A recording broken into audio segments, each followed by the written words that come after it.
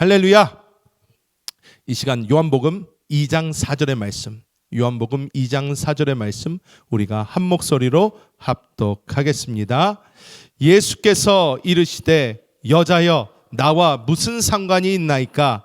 내 때가 아직 이르지 아니하였나이다. 아멘. 저는 오늘 이 요한복음 2장 4절의 말씀을 가지고 가나의 혼인잔치 이러한 제목으로 하나님의 은혜를 나누도록 하겠습니다. 제가 성경을 이렇게 읽다 보면 이해가 안 되는 부분 혹은 또 저에게 조금 신기하게 다가오는 부분들이 몇 군데가 늘 있습니다. 이거는 도대체 왜 이랬을까? 예수님이 이때는 왜 이렇게 하셨을까? 또 이런 일은 왜 일어났을까? 하면서 이 궁금증을 자아내는 그러한 부분들이 있습니다. 오늘 우리가 함께 나눌 이 가나의 혼인잔치도 비슷한 맥락입니다. 이 가나라는 곳은 예수님께서 지내신 이 갈릴리 지방, 갈릴리가 약간 지방이에요. 그리고 예수님은 나사렛에 사셨고 이 나사렛에서 위로 조금 더 올라가야 됩니다. 위쪽으로 약 14km, 마일로 하면 8.9마일 정도 떨어진 곳에 이 가나라는 곳이 있습니다. 지도를 보여주시면 이해가 좀 쉬울 것 같습니다. 자, 그래서 저기 보면 갈릴리 지방이 저렇게 있고 가버나움이 있고 가나, 나사렛 이렇게 이어져 오지 않습니까? 이 가나, 나사렛 옆에 있는 저기 물이 바로 우리가 잘 아는 갈릴리 바닷가입니다. 갈릴리 호수입니다. 호수. 그래서 그 물이 쭉 하고 내려가서 저 베레아 지역, 예루살렘 베들레헴 그 밑으로 해서 우리가 아는 사해가 있는 거예요. 이렇게 쭉 있습니다. 그래서 쭉 해서 이런 식으로 이 곳이 이렇게 만들어져 있는데 나사렛에서 위로 조금 14km, 8.9마일 정도 올라가면 이 가나에서 결혼식이 있게 됩니다. 이 결혼식이 이렇게 있는데 이 결혼식이 꽤 큰 결혼식이었던 것 같습니다. 우리가 잘 알다시피 이 결혼식은 유대인들이 하는 예식 중에서 가장 큰 예식 중에 하나입니다. 그런데 이 유대인의 결혼 예식을 먼저 우리가 조금 이해할 필요가 있는데 유대인들은 어떻게 이것이 시작되나? 모든 것은 신랑의 아버지로부터 시작을 합니다. 신랑의 아버지가 신부를 찾으러 다닙니다. 그래서 신부를 딱 정합니다. 신부를 정하면 이 신부 측 아버지랑 협상을 합니다. 컨트랙에 더 가까워요. 그래서 이거 두 사람이 만나서 얘기를 합니다. 댁 따님이 마음에 듭니다. 댁 따님이 우리 아들하고 결혼했으면 좋겠는데 어떻게 하면 좋을까요? 그러면 제가 뭐 잘 알지만 거기 집안 뭐 오케이 좋습니다. 좋은 것 같은데 우리 딸이 생각보다 무슨 재주도 있고 어떤 재주도 있고 참 괜찮은 애입니다. 그러면 아버지가 이렇게 계산을 해요. 계산을 해서 이 신부에게 지참금 모흐르라는 것을 지불을 합니다. 신부 측에 전달하는 어떤 예물이에요. 다음 거를 보여주면 거기 설명이 잘 돼 있습니다.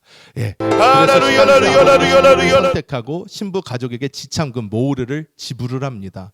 이것을 지불을 하면 이제 약혼이 가계약이 이루어진 거고 이제 약혼 이제 케투바라는 약혼 서약서를 작성을 하게 돼요.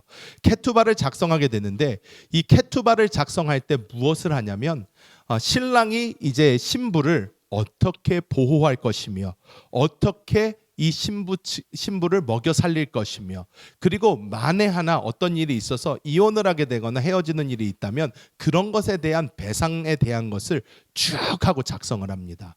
작성을 딱 마친 이 케투바가 완성이 되면 이제 정식적으로 약혼 의식을 갖게 돼요.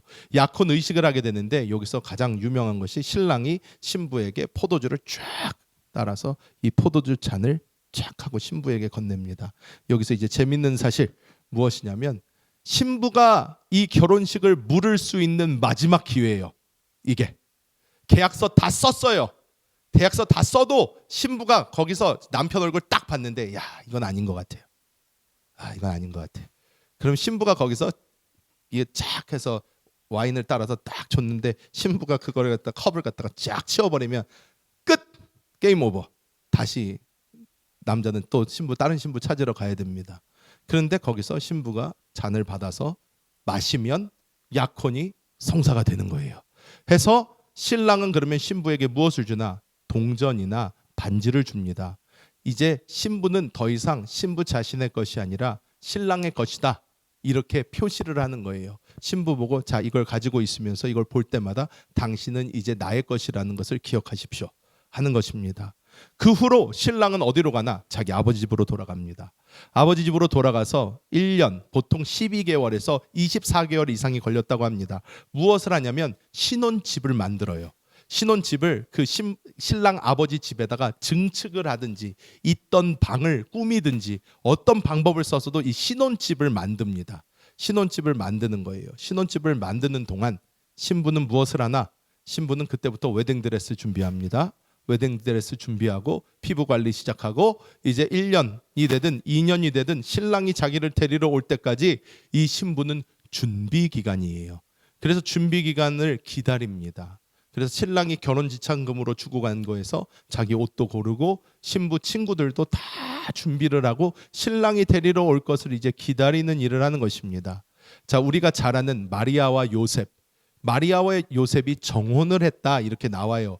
그런데 요셉이 마리아가 임신한 사실을 알고 가만히 끊고자 하여 성경에 이렇게 나오는데 이 기간이 마리아가 요셉의 이 신혼집이 만들어지기까지 기다리는 시점이었어요. 기다리고 있었던 거예요. 그러니까 요셉은 열심히 신혼집 만들고 있는데 갑자기 소식이 들려요. 자기랑 정혼한 마리아가 임신을 했대요. 그러니까 이 요셉한테는 청천벽력이에요. 나는 이 사람을 위해서 신혼집을 꾸미고 있는데 이 여자는 어디 가서 무슨 짓을 했길래 그러면서 이제 이런 상황이었는데 요셉이 그래서 가만히 끊고자 했는데 천사가 나타나서 얘기를 해주죠. 이거는 하나님이 하신 일이다. 해서 요셉이 아멘 하고 이제 바로 데리고 오는 것입니다, 집에. 근데 보통은 어떤 일이 일어났나? 이 12개월에서 24개월 신랑이 신혼집을 다 꾸미고 나서 신랑은 이제 뭘 기다리냐? 집이 준공이 다 되면 아버지만 기다려요. 왜? 이 신랑이 신부를 데려와라 하는 이 명령은 누구만 할 수 있다? 아버지만 할 수 있어요. 그 신랑 아버지만 할 수 있어서 신랑 아버지가 언제 데리러 오라고 하나만 이제 이 신랑은 기다리고 있는 거예요. 아버지 다 만들었습니다. 하면 아버지가 야 그래 기다려라 하는 거예요. 그럼 아버지 다 만들었는데 뭘 이렇게 기다리라고 하세요? 좀 빨리 좀 얘기 좀 하시지. 그래 기다려봐 하고 이제 아버지 입장에서는 이제 어머니 아버지는 뭘 해야 되나? 그 기간 동안 결혼식을 준비를 해야 돼요. 결혼식을 준비를 해서 이제 신랑이 신부를 데리러 가서 신부를 데리고 이제 오면 바로 결혼 파티를 시작해야 되기 때문에 이제 신랑의 부모는 그동안 집에서 있을 이 성대한 파티를 준비를 해야 됩니다. 이걸 싹 다 준비를 하고 예약을 하고 뭘 하고 다 해놔요. 그런 다음에 이제 아들에게 얘기하죠. 가서 데려와라. 그러면 아들은 이제 신나서 아들 친구들 다 깨워서 야 아버지가 데리러 가래. 가자. 그러면 이 신랑 친구들이 양각 나팔 있잖아요. 나팔을 딱 엽서 불에 빵빵 불면서 신부 데리러 간다. 그러면서 이제 동네방네 시끄럽게 만들면서 쫙 신부네까지 가는 거예요. 우리 한국이랑 비슷해요. 한문화가 있잖아요. 우리는 얼굴에 뭐 오징어 쓰고 뒤에다 뭐 메고 함사세요 그러면서 가잖아요. 또 비슷해요. 에스를 빵빵 하면서 신부 데리러 간다. 그러면서 가면 동네방네 사람들이 다 깨요. 드디어 결혼하나 보다. 그런 동네방네 사람들 다 깨고 신부도 벌떡 일어나서 신부 측 친구들하고 같이 준비를 하고 있다가 신랑이 오면 신랑이랑 같이 갑니다. 그래서 신랑 집에 다시 가서 신혼집에 들어가는 그 순간부터 7일 동안 이제 파티가 열려요. 결혼 파티가 열리는 거예요. 가나의 혼인잔치는 신랑이 집을 다 준비한 이후 신부를 데리고 온 시점의 이야기입니다. 그래서 파티가 열리고 있는 거예요. 파티가 막 열리고 있는데 어떤 일이 벌어집니까? 포도주가 떨어집니다. 이야, 이거는 생각보다 굉장히 큰 일이에요. 왜냐? 이것은 무엇을 의미해요? 아버지 어머니가 준비를 잘 못했다는 거예요. 그러니까 집안에 명성에 흠이 가는 일입니다.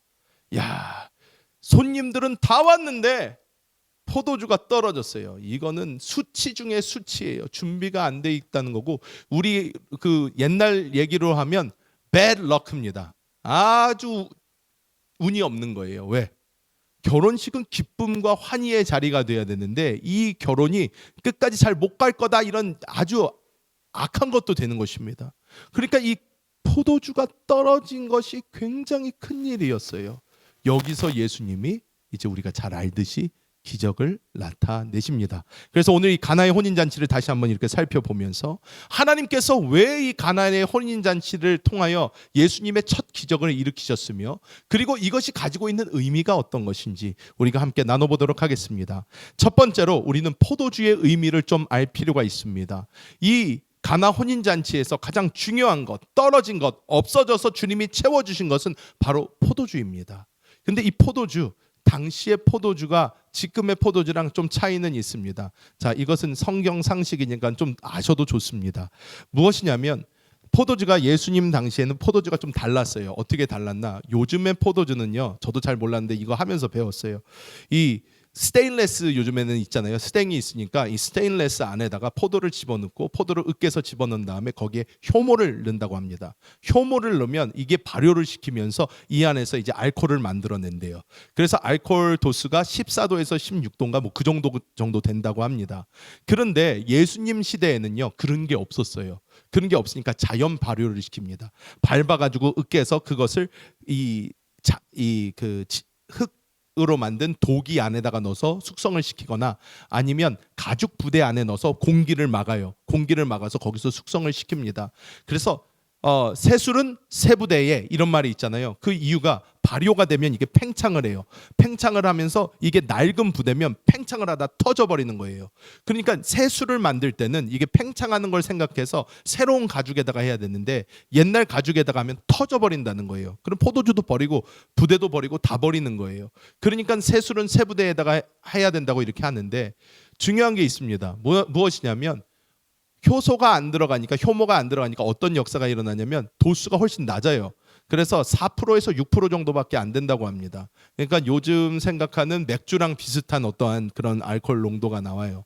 그런데 그 당시에는 또 뭐가 안 되냐? 장기 보관이 안 돼요. 오랫동안 보관할 수가 없어요. 오랫동안 보관할 수가 없으니까 이것이 공기를 만나기 시작한 순간부터 산화가 되기 시작을 해요. 그러면 뭐가 되냐? 우리가 잘 아는 비니거렛 있잖아요. 그 포도로 만든 그 식초로 변해버리는 거예요. 그러니까 이것을 조금 더 오래 보관하기 위해서 계속하는 물을 타서 마셨어요. 물을 타가지고 계속해서 마시는 것입니다. 왜냐? 그 당시 물이 별로 좋지 않기 때문에. 그래서 예수님 시대는 이런 포도주입니다. 이런 포도주를 썼어요. 근데 이 포도주가 똑 하고 떨어지니까 어떻게 해요? 이 혼인잔치에 난리가 났습니다. 부모님도 난리가 났고 신랑 신부도 난리가 났고 모든 것이 굉장히 안 좋아집니다. 왜냐? 이 포도주가 가진 의미가 특별했기 때문입니다. 이 유대인들에게 이 포도주의 의미는 남다랐습니다. 기쁨과 축복의 상징이었는데 시편 104편 15절 함께 읽어봅니다. 사람의 마음을 기쁘게 하는 포도주와. 그래서 기쁨과 축복의 상징이에요. 근데 이게 결혼식에서 똑 떨어진 거예요. 자, 또 무슨 상징이냐? 풍요와 은혜의 상징이기도 했습니다. 잠언서 말씀 읽어봅니다. 그리하면 내 창고가 가득히 차고 내 포도즙 틀에 새 포도즙이 넘치리라. 결혼의 풍요로움과 어떠한 것을 축복을 그렇게 의미하는 건데 이게 똑 떨어져 버린 거예요. 그리고 그것뿐만이 아니라 장차 오실 메시아 시대의 시작에 대한 어떤 그런 의미도 있었어요. 암모스서 9장 14절 읽어봅니다. 내가 내 백성 이스라엘이 사로잡힌 것을 돌이키리니 포도원들을 가꾸고 그 포도주를 마시며. 그리고 이사야서 25장 6절 또 읽어봅니다. 만군의 야훼께서 이 산에서 만민을 위하여 기름진 것과 오래 저장하였던 포도주로 연회를 베푸시리니. 기쁨과 행복과 은혜와 풍요와 메시아의 어떤 축복과 이런 모든 의미를 가진 포도주가 뚝 떨어지니까 그 잔치 자리가 한순간에 얼어붙은 것입니다. 우리의 삶과는 이게 어떠한 연관이 있을까요? 우리가 이 땅을 살아가면서 우리는 여러 가지 일을 우리의 기쁨을 위해서 합니다. 내가 좋으려고 해요. 여러분 결혼 왜 했습니까? 결혼은 기쁘려고 하죠. 좋으려고 하는 거예요. 애는 왜 낳습니까? 비슷한 이유로 낳는 것입니다. 돈 왜 법니까? 기쁘고 즐거우려고 하는 거예요, 사실. 그런데 우리가 삶에서 이것도 해보고 저것도 해보고 다 해보지만 그거 안에서 우리가 만족이 있습니까? 만족이 없는 것을 발견하게 됩니다. 아, 내가 이렇게 하면 만족할 줄 알았는데, 내가 이것만 있으면 다 될 줄 알았는데 어떻게 해요? 다 있음에도 불구하고 만족이 없어요. 즐거움이 없어요. 기쁨이 없어요. 그럴 때 예수님께서 이 말씀을 우리에게 주시는 거예요. 너의 만족은 오직 누구로부터 나온다? 주 예수로만 나온다는 거예요. 예수 그리스도만 우리의 마르지 않는 포도주가 되어주시고, 예수 그리스도 안에만 우리가 꺼지지 않는 기쁨과 감사와 풍요와 축복이 오직 예수 그리스도 안에 있다는 것을 예수님께서는 이 가나의 혼인 잔치에서 말씀해주고 계신 줄 믿습니다. 여러분 삶에 기쁨이 떨어질 때에, 여러분 삶의 만족이 떨어질 때에, 여러분 삶이 더 이상 즐겁지 않을 때에 여러분 예수님과의 관계를 다시 한번 살펴보시기 바랍니다. 나와 주님과의 지금 관계가 어떤가? 나와 예수님과는 올바른 관계로 맺어져 있는가? 여러분 살펴보시기 바랍니다. 우리가 주님과의 온전한 관계가 잘 이루어질 때에 우리 가운데는 예수님이 이때 주셨던 그러한 포도주와 같은 놀라운 기쁨과 축복이 풍성하게 넘치게 될 줄 믿습니다. 자, 그리고 우리가 이 오늘 요한복음 이 말씀에서 가장 마지막 부분으로 다시 와보면 어떻게 나와 있나? 내 때가 아직 이르지 아니하였나이다. 이런 말씀을 예수님께서 하십니다. 가나의 혼인잔치는 요한복음 한 책에서만 나옵니다. 마태, 마가, 누가 세 책에서 나오지를 않아요. 근데 우리가 잘 아는 것은 성경을 보면 마태, 마가, 누가, 요한 중에 요한복음이 가장 마지막에 쓰여졌습니다. 왜? 요한이 가장 오래 살았어요. 가장 오래 살아서 요한복음이 가장 늦게 쓰여졌는데, 많은 사람들이 그래서 왜 요한복음에만 이러한 것이 나올까? 다른 복음서에서 등장하지 않는 내용들이 왜 요한복음에 나올까? 여기서 이제 신학자들이 생각하는 것은 요한이 마태복음도 읽어보고 마가복음도 읽어보고 누가복음도 읽어봤는데 얘네가 이거 빼먹었네.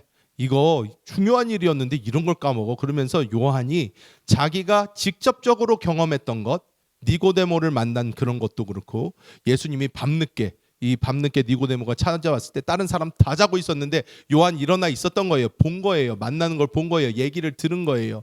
이런 가나 혼인잔치 자기가 생각해서 이거는 중요한 일이었는데, 이게 첫 기적이었는데 하면서 요한이 이렇게 넣었다, 이런 식으로 신학자들이 생각을 합니다. 그래서 요한복음에 보면 그때, 이 때에 대한 이야기가 참 많이 나와요. 내 때가 아직 이르지 아니하였나이다. 이렇게 이야기를 마리아에게 하죠. 마리아에게 하는데 요한복음을 보면 계속해서 이 때에 대한 이야기가 나옵니다. 넘겨줘야 됩니다. 예, 2번 넘기세요. 계속 넘기세요. 예, 오케이, 좋습니다. 자, 그래서 우리가 이 내 때라는 것이 요한복음에 어떻게 나왔는지 이렇게 보면요, 요한복음 7장 30절 우리가 함께 읽어볼까요? 그들이 예수를 잡고자 하나 손을 대는 자가 없으니 이는 그의 때가 아직 이르지 아니하였음이러라. 요한복음 8장 20절 가봅니다. 함께 읽어봅니다. 이 말씀은 성전에서 가르치실 때에 헌금함 앞에서 하셨으나 잡는 사람이 없으니 이는 그의 때가 아직 이르지 아니하였음이러라. 요한복음 12장 23절 갑니다. 예수께서 대답하여 이르시되 인자가 영광을 얻을 때가 왔도다 말씀하시고, 요한복음 13장 1절 읽어보면 6월절 전에 예수께서 자기가 세상을 떠나 아버지께로 돌아가실 때가 이른 줄 아시고. 즉 예수님은요, 늘 예수님 머릿속에 이 때라는 것은요, 예수님의 십자가의 이 사역, 하나님께서 예수님을 통하여 이루실 그 일이 예수님 머릿속에는 계속 충만했어요. 예수님의 공생애라는 것은 그런 것입니다. 예수님이 그리스도로서 이 땅에서 이룰 일, 이것에 예수님은 포커스가 딱 맞춰져 있는 거예요. 그러다 보니까 예수님이 딱 이때, 그때 왜? 사람들 앞에서 예수님이 마음에 안 드는 얘기 참 많이 했거든요. 바리새인들이 정말 이를 갈 정도로 싫어하는 얘기 많이 했습니다. 그런데 사람들 많을 때 바리새인들이 안 잡아가요. 예수님의 이 공생의 사역, 3년 반의 사역이 끝날 때까지 못 잡아갑니다. 그리고 사람들이 막 난리가 났고 잡으려고 그러는데도 안 잡아져요. 이것이 굉장히 성경을 보면 신비스럽게 나와 있어요. 그런데 그것을 성경은 어떻게 표현하나? 그때가 아직 아니라는 거예요. 근데 이때란 무엇이냐? 하나님의 역사 가운데 예수님께서 메시아로서 이루어야 되는 그 일, 그때, 이것을 얘기합니다. 하나님의 시간을 얘기를 하는 거예요. 하나님의 시간을 이야기합니다. 자, 여기서 예수님이 말씀을 하세요.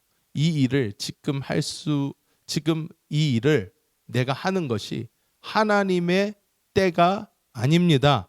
내가 지금 하는 것은 하나님의 때에 맞춰서 해야 됩니다.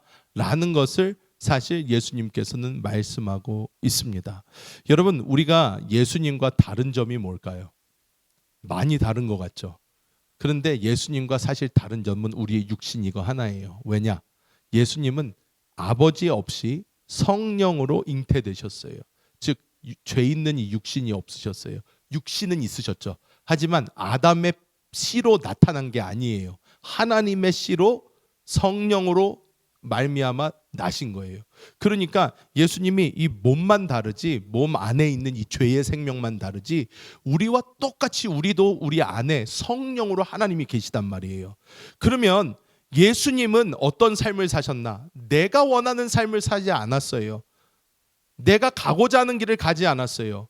예수님은 하나님이 원하시는 길을 걸어갔고 하나님이 가랄 때에 갔어요. 하나님의 시간에 맞춰서 움직였다는 것입니다. 우리가 성경을 보면 예수님 나사로랑 되게 친하셨어요. 죽은 나사로 있잖아요. 살리신 것. 이 나사로랑 예수님 굉장히 친하셨어요. 그런데 나사로가 죽어간다는 소리를 듣고 예수님 마음으로는 가고 싶으셨을 거예요. 내가 지금 가면 살릴 수 있는데, 그냥 살리면 되는데. 그런데 예수님이 안 가셔요. 안 가셔요. 예수님이 아직 때가 아니다 하면서 예수님이 기다리십니다. 이거 하나님의 영광을 위해서 한다. 하나님께서 예수님이 가라, 지금이 그때다 말씀이 없으면 예수님 움직이지 않아요. 예수님이 그 자리에 있습니다. 그리고 나사로가 죽은 다음에 가십니다. 예수님은 이 땅에서 한 번도 자기 뜻대로 움직이지를 않으셨어요. 왜? 예수님 안에 있는 하나님의 뜻을 이루기 위해서 예수님 오신 거니까. 근데 우리도 하나님을 모신 사람들인데, 우리 안에 성령께서 살아계신데 우리는 지금 무엇을 위해서 살고 있습니까? 우리도 이 성령께서 우리를 인도하실 때 걸어가야 되는 거예요. 성령께서 나의 삶을 통하여 원하시는 그것을 이루어 드리는 삶을 살아야 한다는 것입니다. 우리가 예수님을 보면서 정말로 예수님이 그냥 슬쩍 해주시기만 해도 다 되는 건데 왜 안 하셨을까? 왜 움직이지를 않으실까? 계신 주님께 우리도 조금 더 신경을 쓰고, 우리 안에 계신 주님이 움직이실 때 우리도 움직이고, 그분을 기쁘시게 하는 그 삶을 우리가 살아야 될 줄 믿습니다. 마지막으로, 여자여 나와 무슨 상관이 있나이까? 이 부분 굉장히 재밌는 부분입니다. 그렇지 않습니까? 여러분, 이것을 읽을 때에 우리 한국 사람들은요 움찔움찔하게 돼 있습니다. 왜 움찔움찔합니까? 엄마인데 엄마한테 여자여, 야 여자여. 여자여 그러면 이제 엄마한테 손이 날라오기 전에 아버지한테 먼저 손이 날라올 거예요. 너 정신 나갔냐? 그러면서 손이 날라올 거예요. 그러잖아요. 아니, 엄마한테 어디 여자여 그럽니까? 이게 말이 안 되잖아요. 여자여 나와 무슨 상관이 있나이까? 마리아가 와서 부탁을 해요. 야, 포도주가 떨어졌다. 어떡하냐? 예수님한테 와서 얘기를 하는 거예요. 그런데 여기서 우리가 좀 이해를 똑바로 하고 가야 될 게 있습니다. 여기서 보면 예수님이 어머니를 호칭하는 이 메테르라는 어떤 단어를 사용하지 않고요, 구엔나이라는 단어를 사용을 했는데, 이 단어는 무슨 단어냐? 한국말로 그냥 직접적으로 통역을 딱 해버리니까 여자여가 나와요. 그런데 이게 무슨 말이냐면 사실 이런 거예요. 여러분, 한국 최근에 가보신 분, 최근에 가셔서 어떤 공식적인 자리보다는 여러분이 손님으로 어디를 가잖아요. 그러면 손님이라고 부르거나 아니면 여러분을 높여서 여자분들 뭐라고 불러요? 선생님이라고 합니다. 보통 선생님 그렇게 얘기를 해요. 저 선생 아닌데요. 그래도 선생님하고 불러요. 왜? 호칭이 마땅치가 않아요. 옛날 같으면 약간 부인 이렇게 부르겠죠. 부인. 근데 뭐 바깥에 갔는데, 은행 갔는데 아줌마 이렇게 부르지 않잖아요. 그러지 않잖아요. 그럼 기분 딱 나쁘죠. 아무리 아줌마라도 기분 나빠요. 그러니까 그건 아니죠. 그렇게 부르시면 안 되죠, 아저씨. 이제 막 얘기를 할 텐데, 예수님이 여기서 어머니를 구엔나이라고 부른 것은 무엇이냐면, 여기는 공식적인 자리입니다 라는 얘기를 한 거예요. 여기는 우리 집이 아니에요. 여기는 공식적인 자리고, 여기는 내가 하나님 앞에서 공생애를 시작하는 자리예요. 이거를 얘기를 한 거예요. 그러니까 마리아는요, 마리아는 어떻게 해요? 마음이 급해요. 지금 이 잔치 도와주러 왔고 이 잔치 이 사람들 잘하는 사람들인데 포도주가 떨어졌대요. 그러니까 마리아는 마음이 급하니까 가서 포도주가 떨어졌대 라고 한 거예요. 근데 예수님이 거기서 첫 번째부터 딱 하고 스탑 시킵니다. 여자요, 그런 거지? 선생님, 그런 거랑 똑같아요. 그것이 나와 무슨 관계가 있습니까? 얘기를 합니다. 무엇이냐면 예수님이 정중한 호칭으로 이제 이게 공적인 자리다라는 것을 얘기를 하시는데 요한복음 19장 26절에서 십자가 위에서도 똑같이 사용하십니다. 어떻게 해요? 요한에게 맡기실 때도 여자여 보소서 아들이니이다 이런 식으로 얘기를 하셔요. 그러니까 뭐냐면 예수님이 이 30살 이후에 예수님의 삶은 어떤 삶이냐? 예수님의 삶은 공적인 삶이라는 거예요. 공생애예요. 그래서 공적인 삶이라는 거예요. 사적인 삶이 아니에요. 예수님이 이제 움직이는 것은 주님을 위해서 움직이는 거지 자기의 원함이나 가족들의 원함이나 다른 사람을 위해서 움직이는 게 아니라는 거예요. 그러니까 예수님이 거기서 딱 선을 그어버립니다. 아니요. 여기 공적인 자리고 지금 제자들하고 내가 같이 와 있는 자리이고 지금은 공적인 일을 할 때지 사적인 일로 내가 도와줄 수 없습니다. 근데 제가 여기서 혼자서 생각을 했습니다. 설교가 길어져서 그렇지만 저는 이건 너무 재밌어서요. 자, 여러분 근데 예수님한테 마리아가 왜 이걸 부탁을 했을까요? 이 좀 이상하지 않으세요? 포도주가 떨어졌는데 왜 예수님한테 얘기해요? 그걸 왜 예수님한테 얘기를 했을까요? 아들아 빨리 뛰어가서 포도주 좀 더 사와라 그러는 것일까요? 이게 왜 그럴까요 도대체? 제가 혼자서 상상을 막 해봤어요. 이게 왜 그랬을까? 왜 그랬을까? 왜 그랬을까? 근데 제 상상력 속에 이런 일이 있는 거예요. 예수님이 공적인 삶을 살기 전에 사적으로 집에서 딱 있는데 마리아가 저녁에 먹을 빵을 갖다 구우려고 그러는데 밀가루가 없어요. 밀가루가 떨어졌네. 어떡하지? 밥 먹어야 되는데. 밀가루가 떨어졌어요. 요셉 어떻게 해요? 그때 예수님이 가다가 툭 치고 가니까 갑자기 밀가루가 툭 가. 이거 어떻게 했니? 이거 만지니까 나오던데요. 아니 이게 너무 아무 일도 아니에요. 그냥 뚝뚝뚝 하니까 나오는 거예요. 저는 그러니까 이런 상상을 해봤어요. 와, 예수님이 만지니까 막 사적으로 살 때는 막 마리아네 집에 괜찮았겠다. 그냥 예수님이 막 기적이 나오는 거예요. 그러니까 많은 사람들이 이게 상상이 저는 막 이렇게 재밌게 상상을 해봤습니다. 성경적이라는 거 아닙니다. 안 나와요 그런 거. 하지만 이러니까 이런 일이 많았으면 마리아가 포도주가 떨어졌대요. 아무 생각 안 하는 거예요. 야, 예수는 만지면 나와. 그러니까 가서 예수야 어떡하냐? 포도주 떨어졌대. 그러니까 예수님이 거기서 짝 하고는 어머니 여기 집 아니에요. 여기 집 아니에요. 여기 공적인 자리고 이제 나는 공적으로 일하는 사람이에요.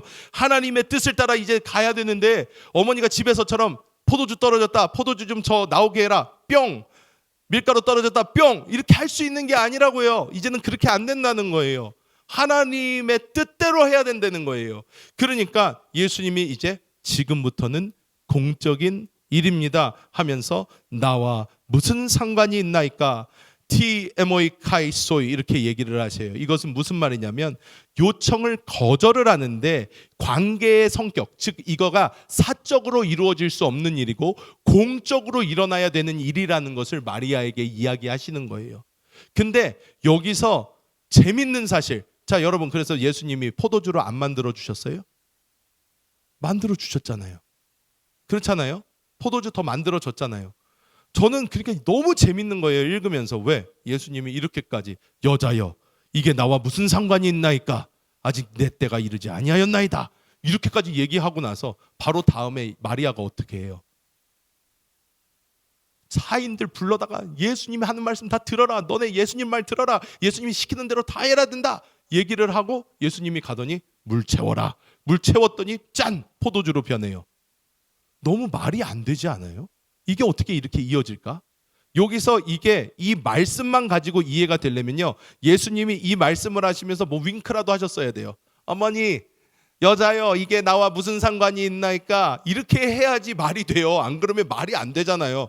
안 해줄 것처럼 하다가 왜 해주냔 말이에요. 그런데 예수님은 이 말씀의 말투와 모든 것은 어머니 이것은 사적으로 해야 되는 일이 아니라 공적으로 해야 되는 일입니다 하고 딱 하고 선을 그은 다음에 예수님께서 이것을 공적으로 바꾸십니다. 그래서 이것이 예수님의 첫 기적이 돼요. 처음으로 하는 모든 것은 굉장한 의미가 있어요. 어떻게 의미가 있습니까? 여러분, 대통령이 당선이 되고 왕이 즉위를 해도요, 자기가 하는 즉위식과 이 취임식은요, 의미를 굉장히 많이 두고 그때 어떤 연설을 하고 어떤 넥타이를 하고 어떠한 행동을 하는지가 굉장히 중요합니다. 근데 예수님의 공생의 사역의 첫 번째 기적이에요. 그러니까 예수님이 여기서 이것을 공적인 것으로 확 바꿔서 예수님의 기적을 나타내셨다는 것입니다. 자, 여기서 예수님이 어떻게 하셨나? 예수님이 돌 항아리, 당시에 돌 항아리에다가 물을 채우라고 하세요. 물을 채우라고 하는데 이 돌 항아리가 거기에 있었던 이유가 있습니다. 이것은 포도주 항아리가 아니었어요.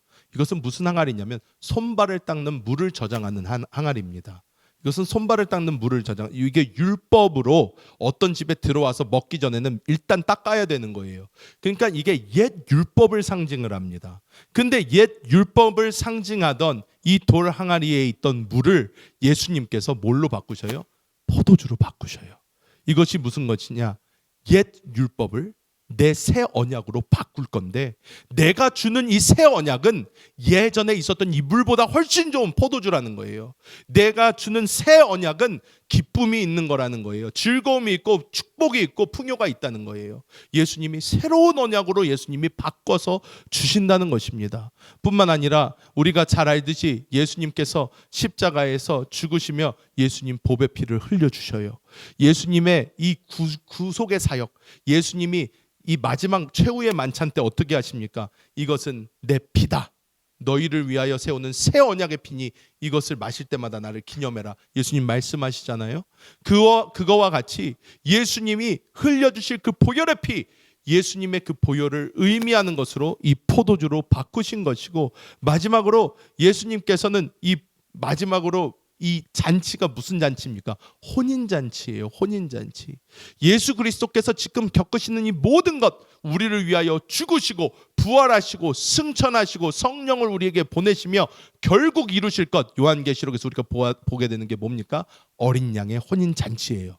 즉 우리를 신부로 맞아주실 것이고, 예수님과 우리 모두가 우리가 이 결혼잔치, 우리가 어린 양의 혼인잔치에 함께 참석할 것을 예수님께서 비유적으로 보여주시면서 이 사적인 부탁을 공적인 부탁으로 바꾸신 거예요. 그래서 예수님은 이 가나 혼인잔치에서 물을 포도주로 바꾸심으로 말미암아 우리에게 하나님의 이 놀라운 축복의 새 언약을 허락하시고, 뿐만 아니라 예수님께서 우리를 위하여 흘려주실 보혈을 보여주시고, 그리고 예수님과 우리가 영원히 하나가 될 어린 양의 혼인잔치를 보여주시면서 하나님의 이 놀라운 사역이 어떻게 이루어지실 것인가를 이 첫 기적을 통해 우리에게 보여주신 줄 믿습니다. 말씀을 맺도록 하겠습니다.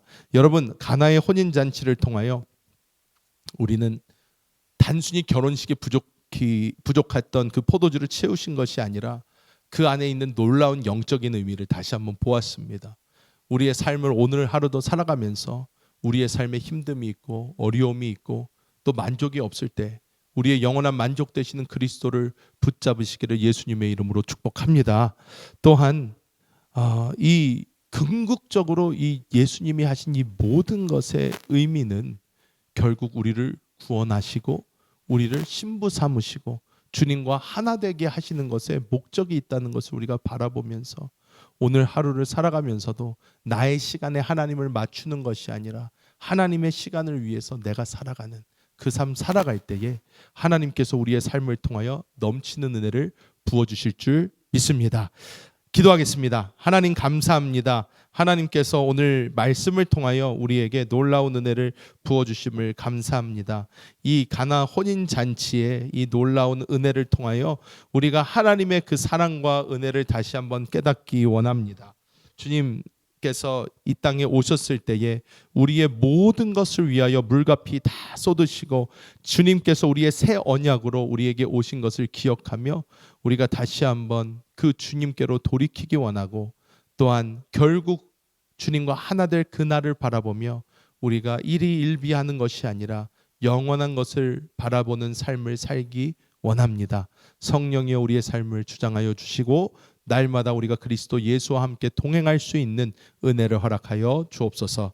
감사드리며 예수님의 이름으로 간절히 기도하옵나이다. 아멘.